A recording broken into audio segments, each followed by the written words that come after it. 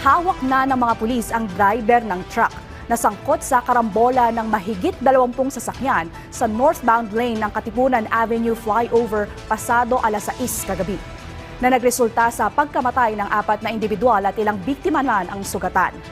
Base sa pahayag ni Police Captain Napoleon Cabigon, Traffic Sector 3 Commander, sinabi ng pahinante ng wing van truck na nawalan daw sila ng preno habang papaakyat ng flyover pasado alas 6 kagabi.